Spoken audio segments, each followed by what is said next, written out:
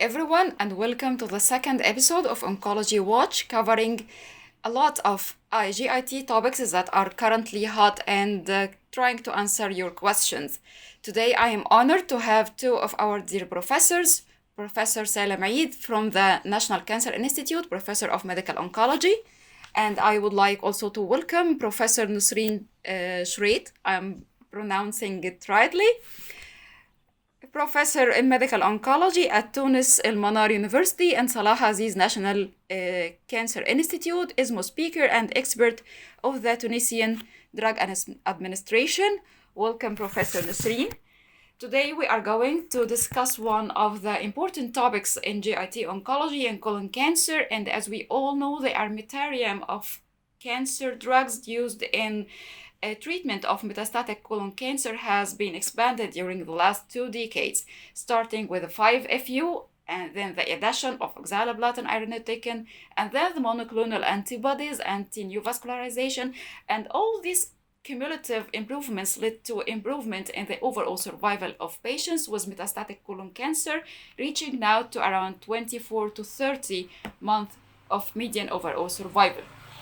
However, the story of anti-EGFR agents have evolved over time, starting with using them in all patients, then refinement with the KRAS testing, and finally the extended RAS testing and the BRAF.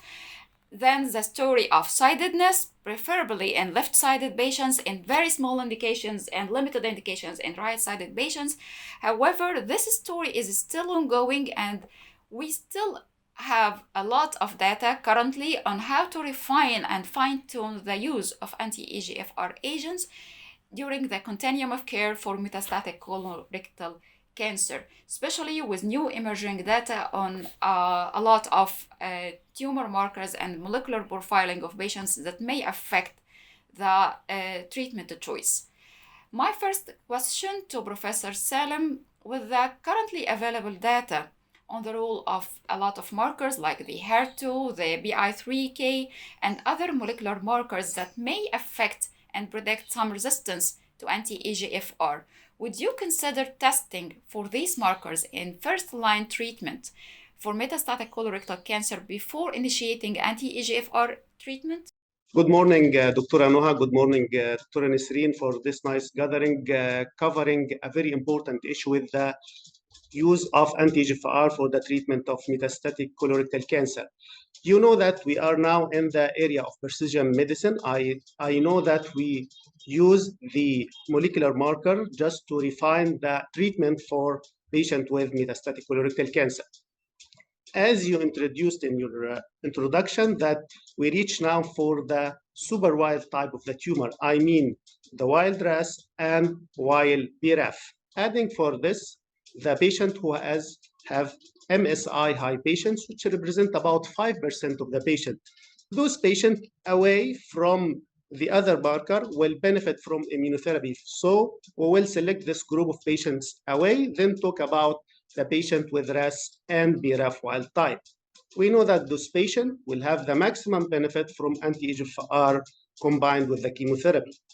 But if we'd like to say that this group of patients have the maximum benefit and they are straightforward wild type, it is a little bit tricky sentence. I mean, there is in the pathway of the GFR, RAS, BRAF, MPAK, there is a lot of marker which may alter the response for anti-EGFR. I mean the mutation in the HER2 or the PI3K mutations. Through this period, we see that the mutation in the HER2 showed less response for the anti-EGFR.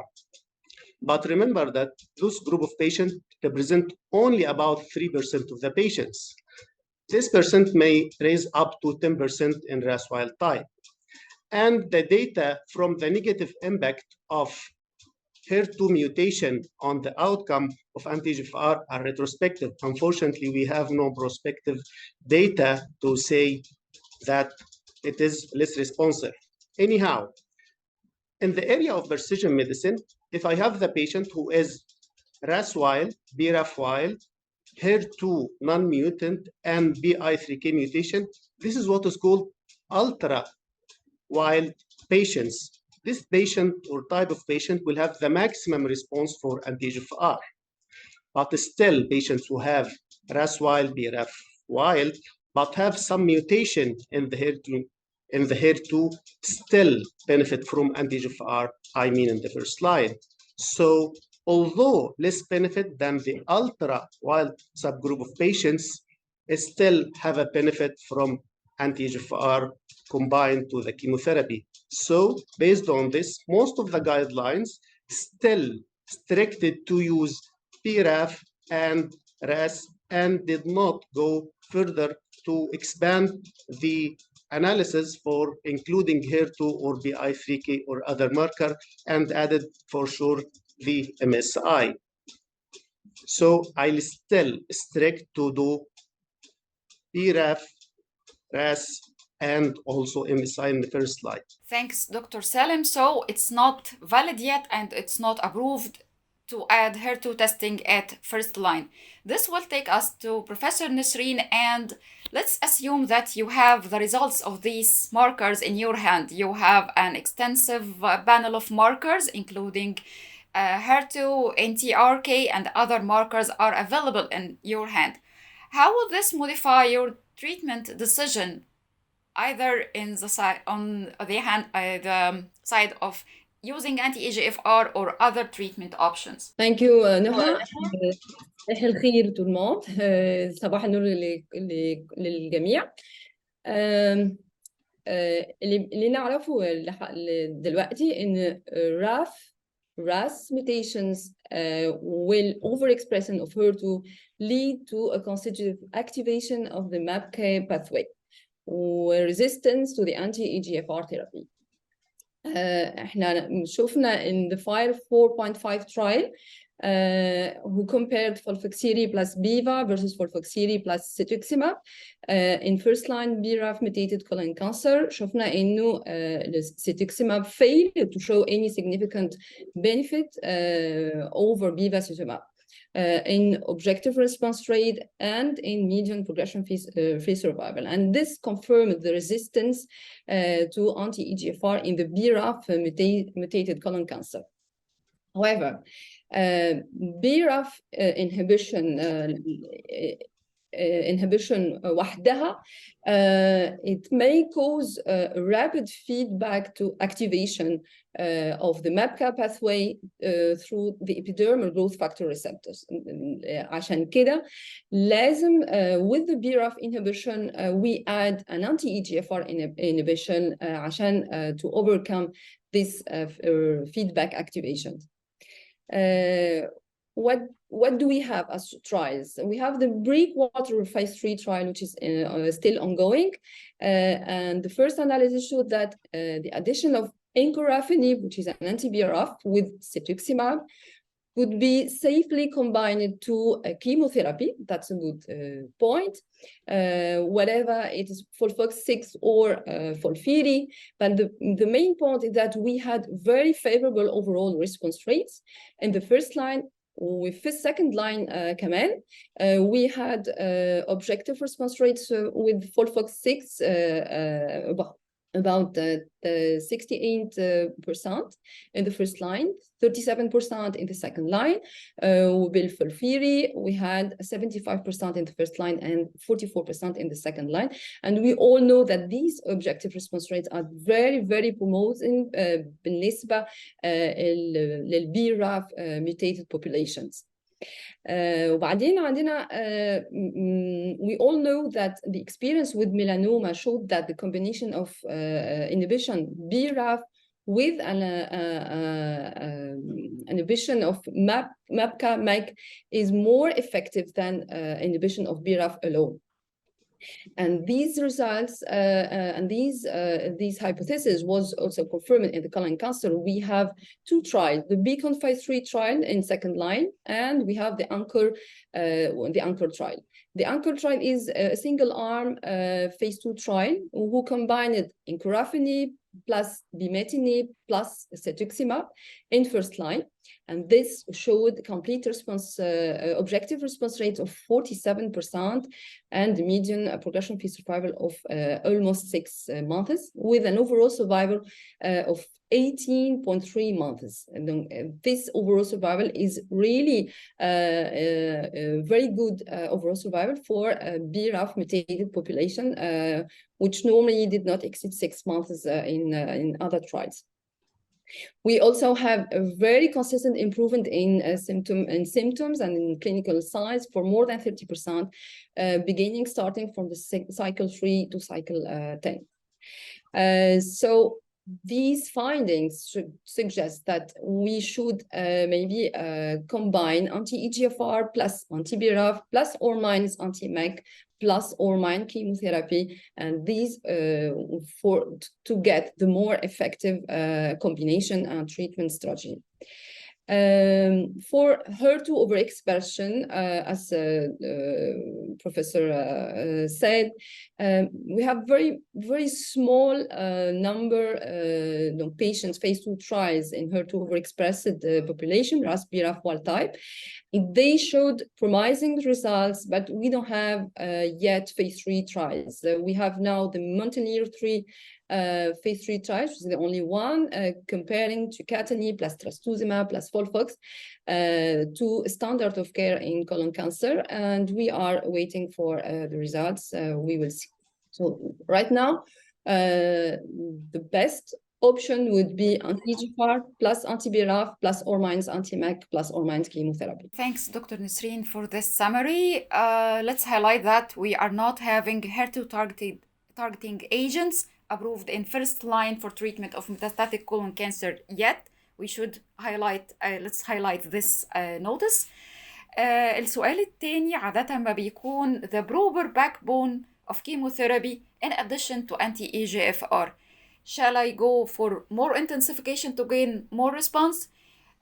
Or may I go for de-escalation in some patients? Professor Salem, what is your favorable chemotherapy backbone and the acceptable chemotherapy backbone with anti-EGFR treatment? Thank you, Noha, for your good question. It is a very practical question, by the way, because this is a frequently asked question in the daily practice and also in the clinical trial.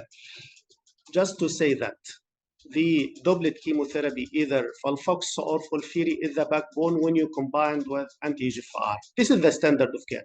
There is some data showed that, yes, irinotecan may have some synergy with anti-EGFR, but unfortunately, other clinical trials did not show these consistent results. So we are again, let me say, still the FOLFOX or the FOLFIRI doublet are the backbone, whatever you need FOLFOX or FOLFIRI to combine. I don't think that there is any superiority for irinotecan or oxaliplatin just to combine with anti-EGFR. So make it easy and give whatever you give according to the patient comorbidities. You have other factors to select.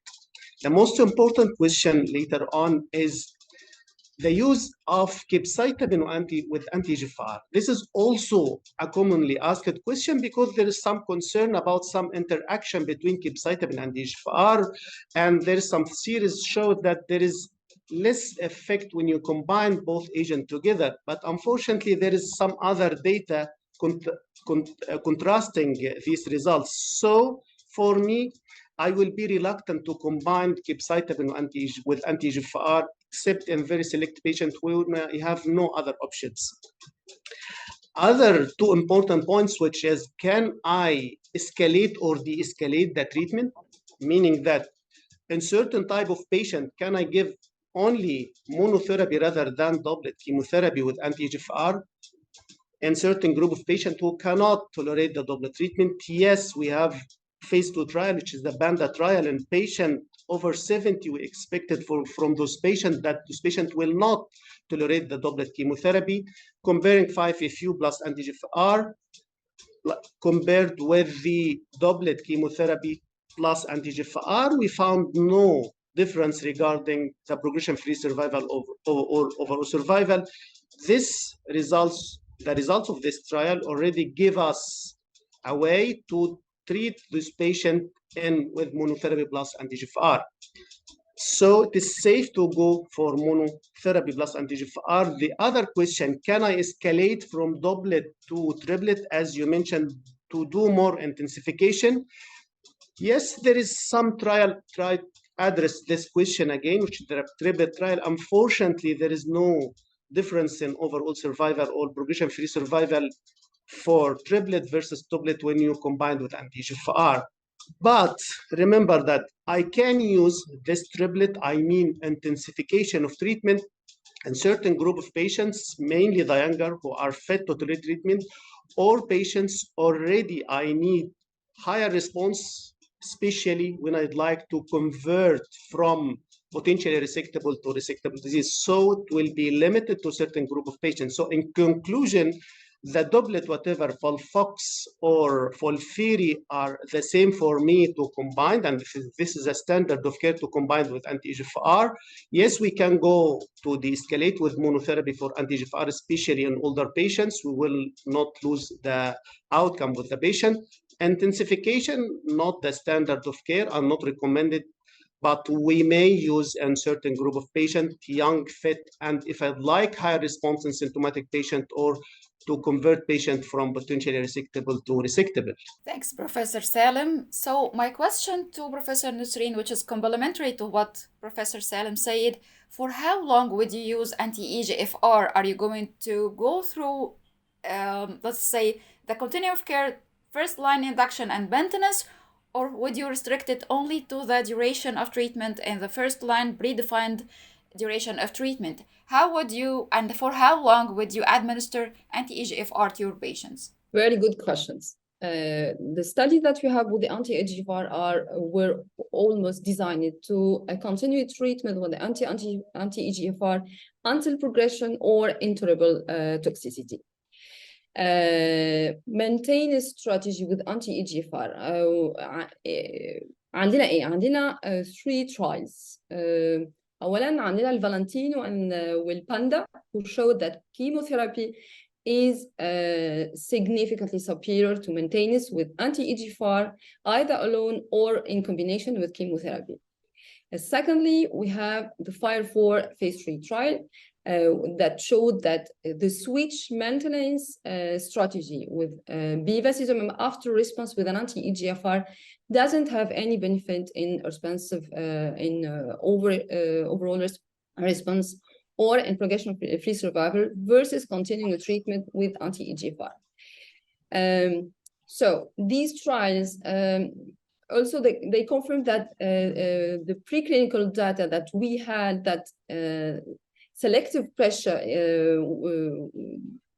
done with anti-EGFRs could stimulate the increase of initially silent resistant clones. يعني لما we continue with anti-EGFRs, we will يعني هنفوق the silent resistant clones. So the stop and go strategy might be a good option, بس ما عندناش many data available. عندنا ايه؟ عندنا the IMPROVE study, which is a prospective randomized non-comparative open-label multi-center phase 2 trial. They randomized unresectable previously untreated RAS BRAF wild-type metastatic colorectal cancer patients to receive either FOLFIRI plus panitumumab continuously until progression or intolerable toxicity versus 8 cycles of the same regimen followed by a treatment-free interval. 8 cycles, then we stop. This lasted until progression disease. We stop it until we have a progression. Then another treatment period of 8 cycles was restarted for the same treatment. This intermittent strategy was continued until another progression occurred. So what we had, the results showed that on treatment, progression-free survival was 12.6 months in the continuous arm when we do not stop chemotherapy plus anti-EGFR, and 17.6 months when we use the intermittent treatment. 8 cycles, stop, then repeat 8 cycles treatment. So we have a benefit of 5 months in progression-free survival. So in young and fit patients, continuing treatment until progression or intolerable toxicity would be the standard of care. But in frail patients, we might use, or in case of beginning of toxicity, the stop and go treatment strategy, or the maintenance by chemotherapy alone, but with no anti-EGFR, may be two interesting options to use. Dr. Nesrine, so talking about maintenance treatment with anti-EGFR will take us to another question about if we are going to administer anti-EGFR beyond the progression or the place in second line treatment in the continuum of care. عشان احنا حاليا دلوقتي الجروب of patients in second line دي it is much heterogeneous than what we see in clinical trials. احنا دلوقتي عندنا patients already بدأوا anti-EGFR في first line. Shall I expose the patient to this agent in second line? وعندنا patients received only chemotherapy in the first line. والسؤال دلوقتي بيبقى shall I go for second line anti-EGFR addition as a form of salvage treatment or to improve the response to treatment to chemotherapy or not? Dr. Salem, would you consider continuation of anti-EGFR beyond the progression in patients who received it in first line? And would you administer anti-EGFR agents in patients who didn't receive it in first line or received anti-neovascularization in first line? Thanks, Noha. Another very important practical question. Noha, decision regarding first line is a little bit easy because we have marker to guide us. It become more complicated, أصعب بصراحة when to go for second line.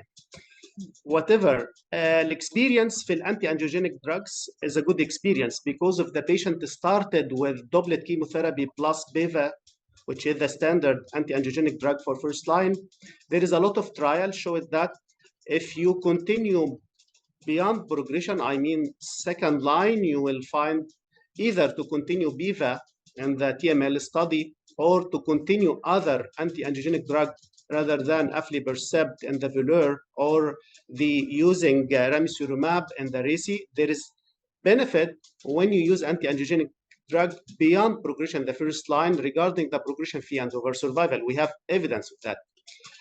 But the problem with anti-EGFR, you have two situations. If you started with anti-EGFR and you haven't, if you have a response, you can go for maintenance, as Dr. Nesrine said, there is, yes, benefit. But the problem, if you already have a progression after using it in the first line, I will not continue anti-EGFR in the second line when I progressed on it in the first line. No benefit, because we expect, Noha, in this situation, we have a resistant clone for the anti-EGFR. I expected more RAS mutations or BRAF mutation in this situation. So I will not go after progression if I use it the first line.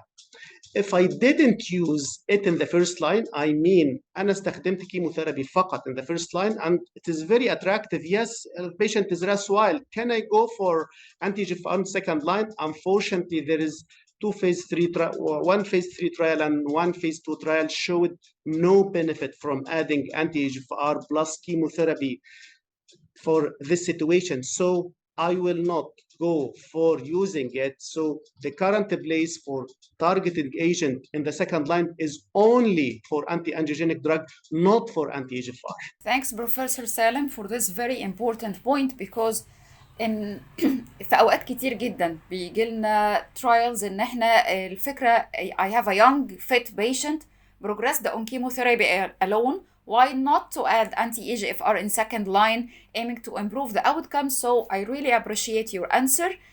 Now we move to another situation in patients who progressed on at least 2 lines of treatment. Previous data showed a benefit of anti-EGFR as monotherapy or in combination with irinotecan. However, this was also in the era where patients were receiving only chemotherapy and were not exposed to anti-EGFR in first line. However, this group of patients is currently a very heterogeneous group of patients. احنا دلوقتي عندنا patients who received anti-EGFR in first line, so the question is, shall I reintroduce or re-challenge patients with anti-EGFR in later lines? عندنا plus in this group of patients برضو مش كلهم زي بعض. احنا عندنا patients with HER2 positive disease, HER2 positive tumors, BRAF mutant tumors. برضو how to place the anti-EGFR agents in this population. So my first question to Professor Nesrine, do you think that anti-EGFR agents has a role in patients who were previously exposed to these agents? And how do you evaluate the data on re-challenge or reintroduction and the role of liquid biopsy in patient selection for this aim of treatment? Very good question, Noha. لما يبقى عندنا a patient who was treated by anti-EGFR in the first line, then progressed, he had second line with or without anti-angiogenic treatments. Then in the third line, we are eager to reuse any treatment option from the first line, as we don't have many options beyond the second line. أولاً لازم نفهم إنه في difference in the definition of reintroduction and the re-challenge. The reintroduction is to reuse the anti-EGFR in the patients who were responding for at least 6 months, then stop it. The treatment was stopped for other reason than progression, for toxicity or any other reason. The re-challenge is different. It is testing the anti-EGFR in a patient who progressed on and had at least a 3-month period from anti-EGFR. This period may give the opportunity to RAS wild type clones to re-emerge. So and in this situation, the liquid biopsy would be useful to select white type patients who could benefit from the re-challenge of an anti-EGFR. What do we have as clinical trials? The Cricket trial was the first prospective trial of re-challenge. It included patients who experienced at least a partial response with first-line cetuximab and FOLFIRI or FOLFIRI, and a progression-free survival of more than 6 months with first-line therapy. Liquid biopsy was conducted at the re-challenge. The results showed that we had a significantly longer progression-free survival in patients who were RAS wild type again in the liquid biopsy compared to patients who were still RAS mutated patients in the ctDNA. We had 4 months in the progression-free survival for patients with the RAS wild type liquid biopsy versus 1.9 months for patients who are still mutated in the liquid biopsy. But we didn't have any significant difference in overall survival. And as you see, the difference in progression-free survival is about 2 months. So only patients who are ctDNA RAS and BRAF wild type may benefit from the re-challenge in terms of response and progression-free survival. We have another trial, a Japanese trial. It's called the E-re-challenge. And it showed the same results with disease control rates of 75% in patients who were RAS, BRAF, and EGFR wild type in the liquid biopsy. So in the 2022 ESMO recommendation, they specifically state that validated and sensitive liquid biopsy assays may be used clinically to test patients for RAS or the panel RAS, KRAS and RAS, BRAF and EGFR ECD mutations in pre-treated patients with metastatic colorectal cancer if we need to re-challenge with EGFR. Of course, we have to keep in mind the limitation of incomplete sensitivity of such cases, and the limited benefit of re-challenging with anti-EGFR just in progression-free survival and in response. Many questions remain unanswered. Which level of mutations per patient would be considered for re-challenging? Which types of mutation, as we have many emerging mutations, EGFR mutations, which clinical features of patients who would be more candidate for re-challenging with anti-EGFR? So maybe in the coming years, we will have more answers to these questions. Thanks, Professor Nesrine. Moving to another question. خلينا نقول ان احنا دلوقتي في a lot of newcomers in third and maybe fourth line for treatment of metastatic colorectal cancer. سواء في العيانين الRAS wild أو RAS mutant أو BRAF wild BRAF mutant. Dr. Salem, I would like that you give us an overview of the current treatment options and the data we have in our hand with good evidence either for treatment in third and maybe later lines of treatment, regardless of the RAS status, and if we look at the RAS and BRAF status as well. No, I remember that only a minority of patients who will go for the third line. Remember that. So when we consider third line or fourth line, I'd like to also remember my objective treatment, which is just to improving the quality of life, try to delay the progression of the disease, try to control the symptoms, and if possible, if I can, prolong the overall survival. So this situation is very critical situation, although we have a lot of treatment options. So يا ريت نفتكر بس ان patients who failed 2 previous lines and still fit to receive treatment is really appealing for me to go for further treatment. But patients who declined performance status and the patient come with in a bad condition, I will not go through further treatment for these patients. So assume that the patient already still have a good performance status. We have a lot of options with a lot of evidence, but unfortunately, with minimal improvement in overall survival. For this situation, we have to look the molecular print of the patients. If the patient first have the RAS wild from the start and receive it in the first line, we can go for the reintroduction or re-challenge, as previously said by Professor Nesrine, guided by the RAS wild situation. يعني ألاقي إن still the patient RAS wild by circulating tumor DNA. This is a good option. Sometimes we go practically for re-challenge with chemotherapy again if long-standing period of time. Also, we have a phase 3 trial evidence that Lonsurf and also regorafenib already showed improvement in progression-free survival and overall survival, but still modest improvement with a lot of side effects. So we have a lot of options, but here guided by the patient general condition and the molecular print of the patient. So away from the markers, if I have no molecular marker or data about the molecular print of the patient, I may give Lonsurf, regorafenib, or combining the Lonsurf with bevacizumab, it shows improvement in overall survival.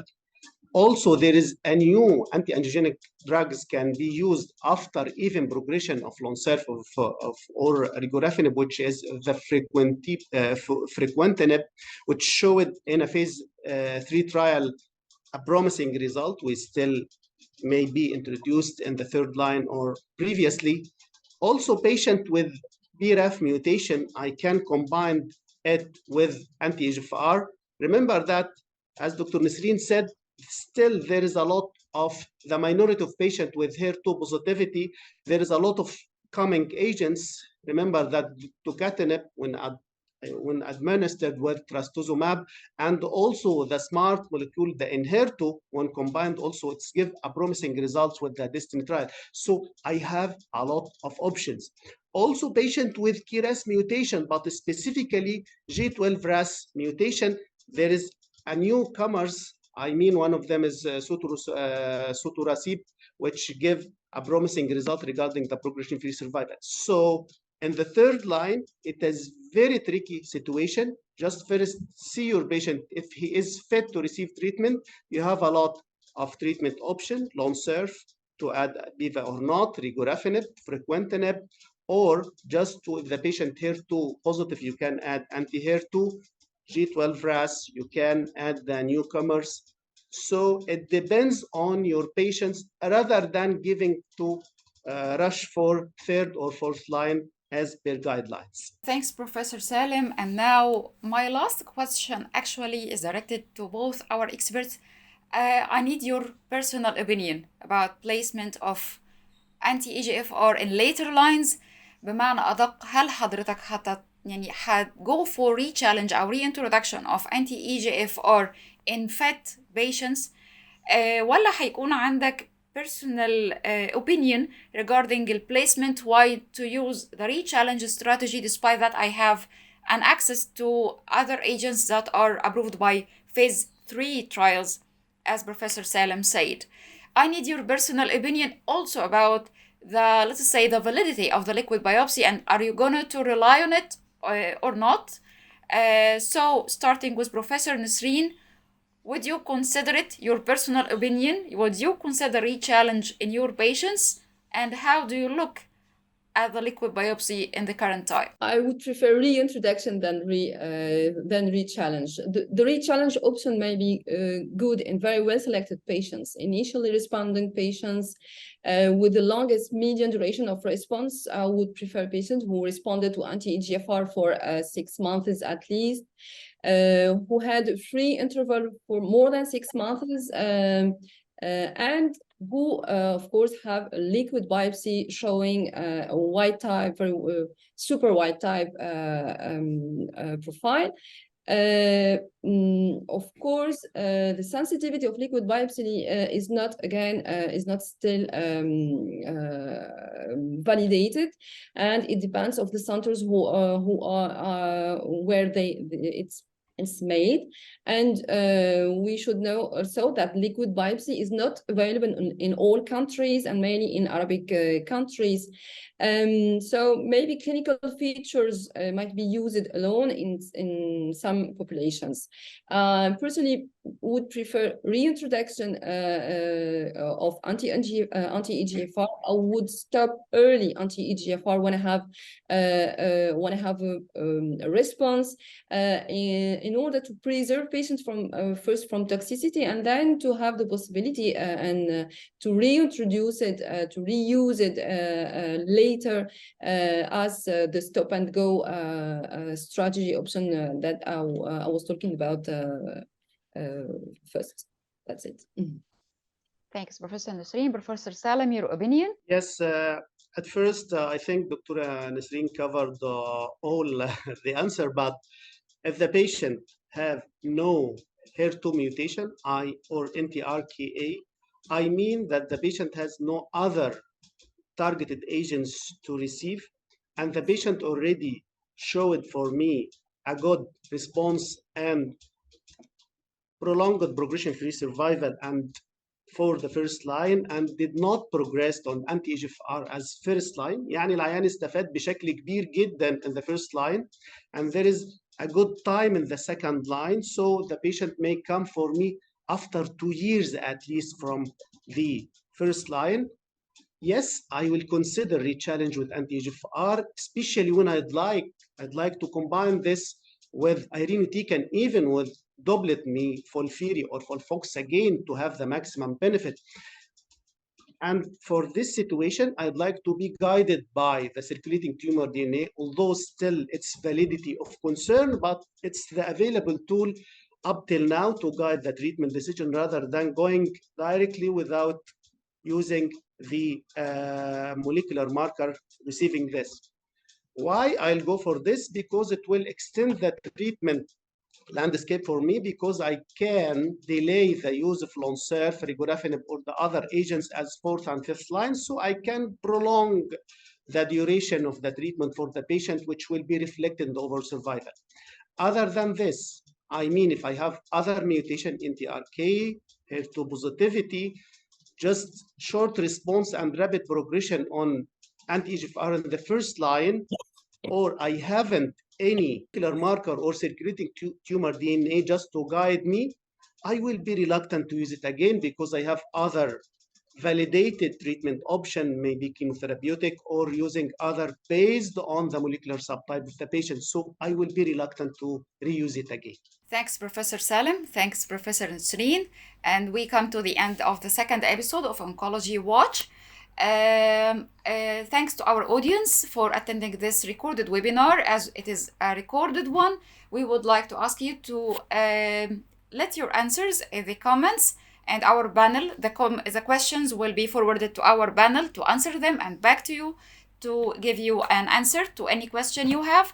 Thanks for staying with us, and thanks to our experts, and see you in the upcoming episode of Oncology Watch. Thanks for everyone. Thank you.